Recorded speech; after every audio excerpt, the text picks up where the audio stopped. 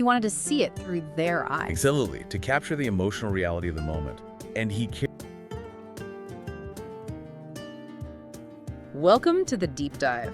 Today, we're shifting focus a bit, not on what happened in history, but more on why history itself matters. Right, and we're doing that through the lens of someone who thought about it deeply, David McCullough. Exactly. We're digging into his posthumous collection, History Matters. Yeah, it's a fascinating book. It's a collection of essays, speeches, reflections, put together after his death by his daughter, Dorie Lawson, and his researcher, Michael Hill. Jon Meacham wrote the foreword too, which sets the stage nicely. It really does. It gives you this intimate look into McCullough's thinking. It's not just history facts, it's about his philosophy, his craft. And that's really our mission today, isn't it? To sort of unpack McCullough's core ideas about what history is for us and why he had that, that powerful line about indifference to history being a form of ingratitude. What's behind that?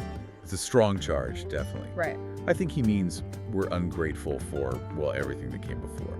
The struggles, the building. The foundations. Exactly. The foundations of our institutions, our culture, our freedoms. Things we often take for granted. So this collection, it's not just his thoughts, but also shows how he worked. Yeah, it's quite warm and varied in that way. You get glimpses into his process, his deep commitment to getting the story right, telling it with integrity. Okay, so let's start there, this idea of ingratitude. What does history actually do for us, according to McCullough? It's clearly more than just remembering battle dates. Oh, absolutely. For him, history is fundamental. It shapes our values, gives us perspective. Perspective on what? Like current events? Yeah, exactly. Seeing how previous generations dealt with massive challenges, crises. Yeah. It contextualizes our own struggles. Yeah. And importantly, he believed it helps us understand our identity, who we are, maybe where we're heading. You mentioned this idea of turning historical knowledge into actionable wisdom. How does that work? How do we get from knowing facts to, well, wisdom we can use? I think it's through studying choices, moral decisions, pattern recognition maybe. So looking at how leaders, or even ordinary people, acted under pressure. Right. Think about the choices made during the Revolution, or building the Panama Canal, or facing the Depression. Seeing those specific decisions, the compromises, the hard work, it gives us maybe not a roadmap, but a kind of template. It shows that progress, institutions, they all come from real human effort and struggle. Which connects directly to themes he really emphasizes in the book, character and optimism. Yes. And that's interesting because history can often feel so heavy, focusing on tragedy or failure. But McCullough finds optimism. He does. Yeah. But it's not like a naive optimism. It's grounded in the evidence of what people have achieved. Like if they could build the Brooklyn Bridge against all odds, or endure Valley Forge. Precisely. If past generations could overcome their immense challenges, war, disease, political division, it demonstrates a certain human capacity, a resilience. History is proof of possibility, then. Kind of, yeah. It's a long record of things getting done, often against what seemed like impossible odds at the time. That's the source of his optimism. That perspective feels really valuable right now, actually. It helps you see that today's crises, while serious, aren't necessarily unique in human history. Exactly. And he really wants you, the listener, the reader, to engage with this personally. He's sort of asking, what's your relationship with the past? What stories have shaped your world? Right. What have you inherited? What might you be missing? It's a call to see history not as something distant, but as made by people, well, basically like us. Okay, let's move from the philosophical to the practical. He puts a huge emphasis on character, especially in leaders. This seems central. It is. It's where that actionable wisdom really comes into play. So how does he use historical figures to talk about integrity or, moral strength? He looks at them in the crucible moments. It's not just about listing their accomplishments. Can you give an example? Sure. With George Washington, he often highlighted not just the military victories, but the incredible act of stepping down from power, voluntarily.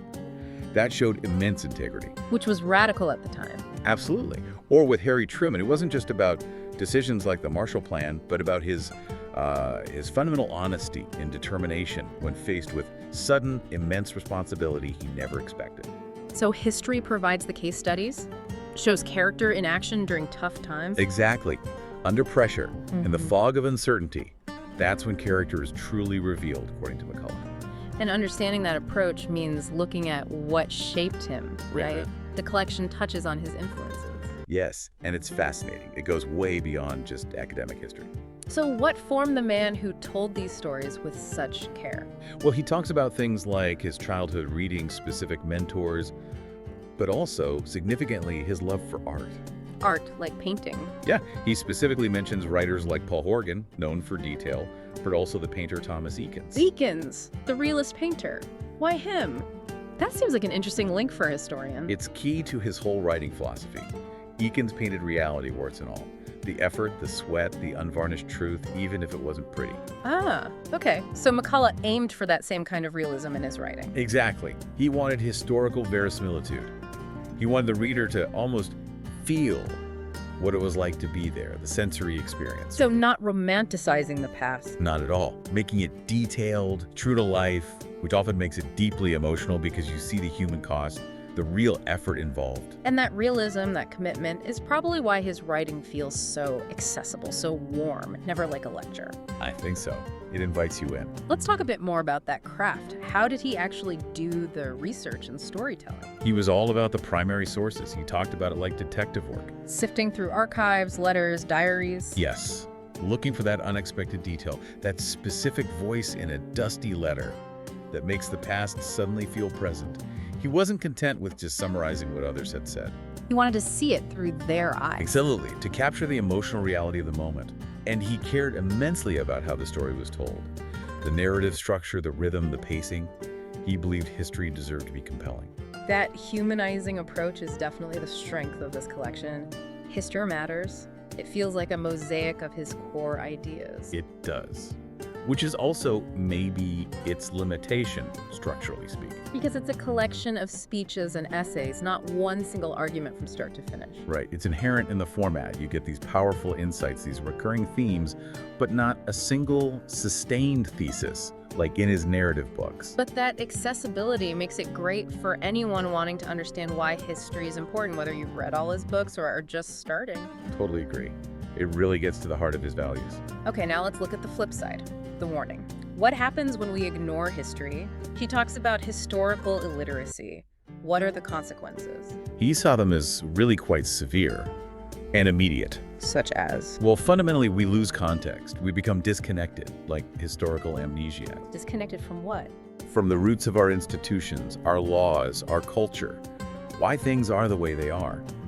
He argued this leads us to repeat mistakes because we forget the compromises, the struggles, the sheer hard work that went into building things. So when we debate issues today, say about government or rights, if we're historically illiterate, we don't understand why the Constitution is structured a certain way or the history behind certain laws. Exactly. We can't appreciate the fragility of it all, perhaps. We forget the intense debates and struggles required to even create these systems. And that loss of context makes it harder to solve current problems. That was his argument. If you don't understand the foundation you're standing on, how can you possibly hope to repair it or build effectively upon it? So the ingratitude he mentioned earlier isn't just emotional, it's practical. It's discarding hard-won wisdom. Precisely. Wisdom that cost previous generations a great deal to acquire. Ignoring it is, well, foolish at best, dangerous at worst. This whole deep dive into History Matters, then, really underscores that history isn't just a school subject. It's fundamental. Yeah, it's a core part of citizenship, of identity. It's the ground beneath our feet, not just some dusty artifact. That really comes through. That's the synthesis, I think. McCullough shows us that engaging with the past, driven by curiosity, informed by examples of character and shared through honest, compelling stories, is vital. It's not just about looking back, it's about understanding ourselves now. It's active, not passive. Exactly. It's the mechanism of informed self-governance, in a way. Absolutely. So if you, listening, care not just about what happened, but how we know and why it's important, McCullough's reflections here really deliver. They highlight his key values: curiosity, character, and that deep belief in narrative truth.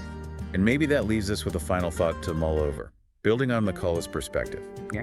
If history is, as he suggests, a record of struggles that can inspire us, what past struggles, maybe in your own field, your community, or even your personal life, offer the most potent inspiration or practical lessons for facing the future? Where's the evidence for hope in your own past? Right. McCullough's work reminds us that history provides ample evidence that effort, resilience, and character can lead to progress. The challenge is to find that evidence and, well, act on it. Grab History Matters by David McCullough, now on sale, $20.95. Don't miss this chance and build good habits and achieve remarkable results. Buy now, today.